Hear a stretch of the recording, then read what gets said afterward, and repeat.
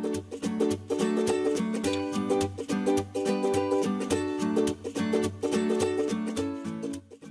this lecture, I am going to introduce you to the interface of Workbench. So, Ansys Workbench is nothing but a convenient way of managing our simulation projects or CAE projects. So, Workbench is an interface through which you will be launching different individual software components like say Design Modeler to create the geometry, Ansys Mechanical to solve the structural problems, Ansys meshing modules and other sorts of software components, and also you can use Ansys Workbench to transfer data between different software components. And finally, it is also useful to see a glance of how a model is being built and also what are all the files that have been used in building that particular model or particular simulation. So this is what basically Ansys Workbench is.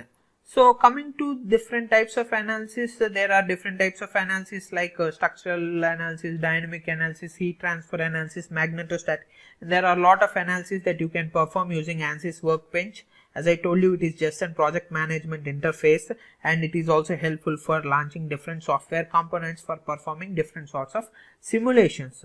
Coming to this Workbench interface, see here on the left side you will be able to see different toolboxes. To be precise, you are going to see 5 toolboxes. First one is the analysis system toolbox, second one is the component system toolbox, third one custom systems, fourth one design exploration, and fifth one is the external connection systems, in which we are going to mostly use this analysis system toolbox and component system toolbox. And if you are performing advanced analysis and parametric analysis and optimization, you are going to go for design exploration systems. And if you have created your own simulation projects and systems, you can save it in the custom systems branch. So coming to here, I am going to expand the analysis system.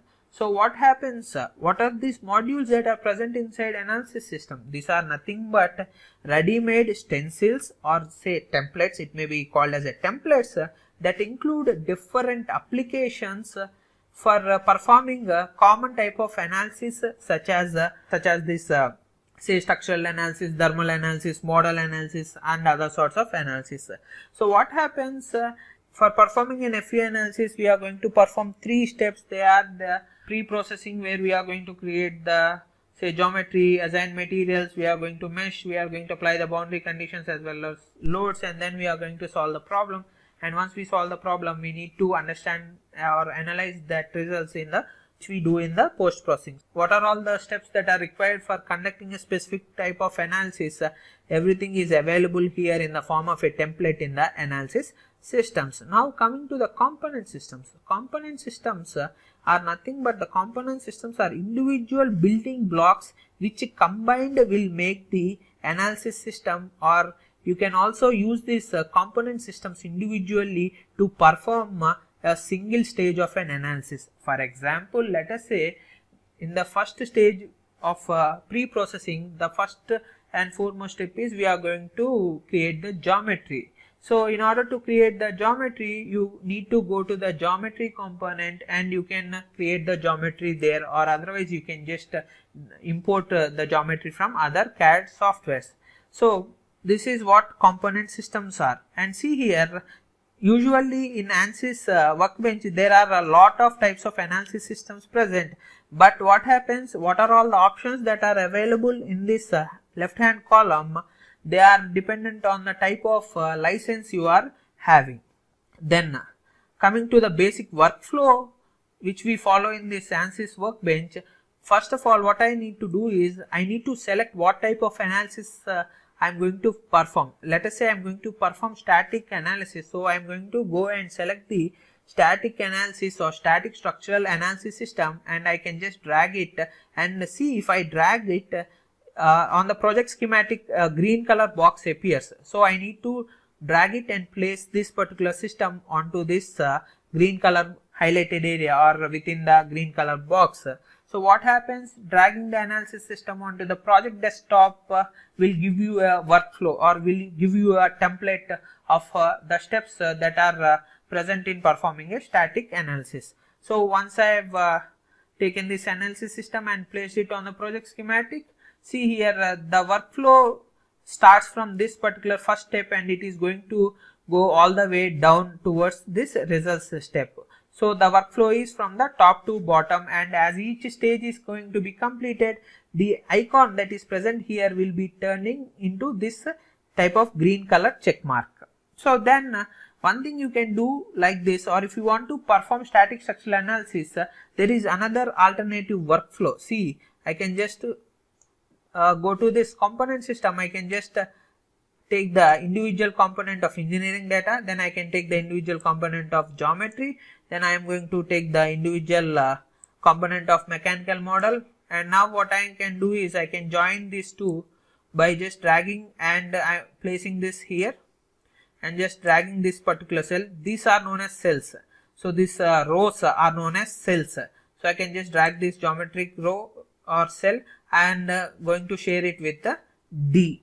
So this is how you can create an alternative workflow. From here you can also go to the mechanical APDL and other sorts of things.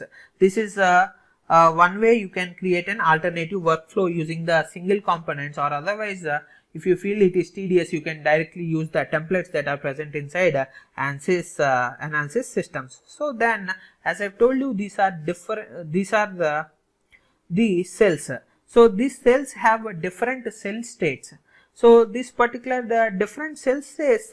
See, I have represented the cell states here. So the tick mark means up to date. This refresh symbol is going to be refresh required, and say this thunderbolt is to update required, because why we need update, because the local data has changed. Likewise, you have other lot of symbols for which I have shown these symbols here. You can learn from yourself. So once we have seen the cell states, you can also share data between different solvers, which we are going to see in the further lectures when we come across performing simulations, coupled simulation analysis. Then you can also go to this particular view tab, and then you can save files. So if you have saved this particular project, you can go to the file location using this particular options.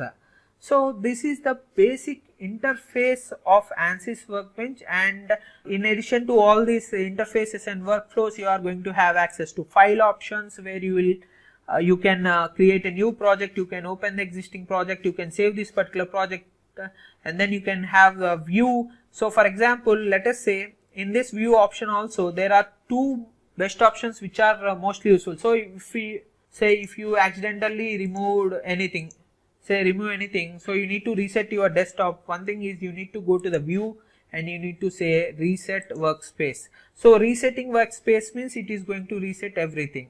So likewise, if you want to change units, you can go here and you can say units, and this particular options we are going to see in the next lecture of how to create different custom units that you can use, or how to change the units from the existing units inside Ansys Workbench.